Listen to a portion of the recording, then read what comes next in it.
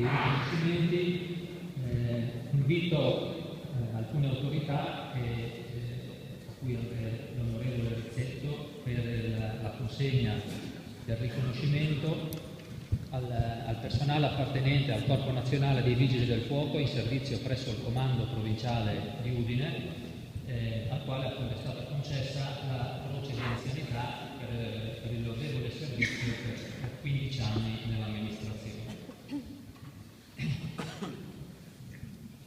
Invito appunto l'onorevole per la consegna al caposquadra volontario Pilotto Roberto.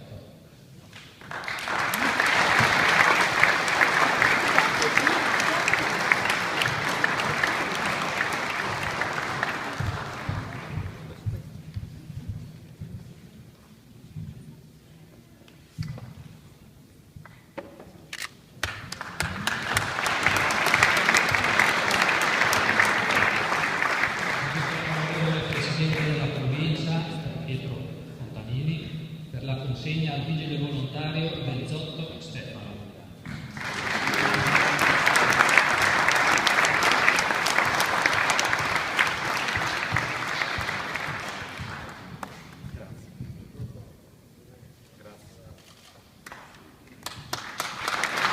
Invito Sua Eccellenza il signor Prefetto di Udine per la consegna al vigile volontario Foschiatti Cristian.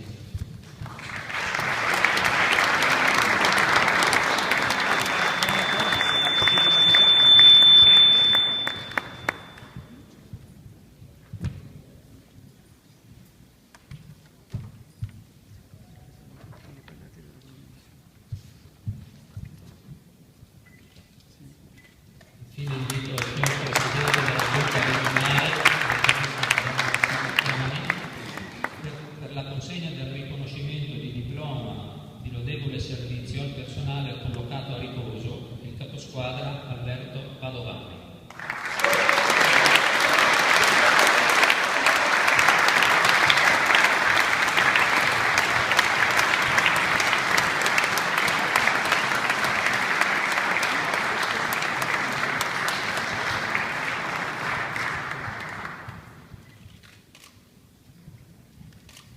E adesso chiedo al Presidente Serracchiani di restare un attimo sul momento, no, del nostro incontro col Presidente della Regione, che mi ha confessato che è la prima volta che viene al comando, quindi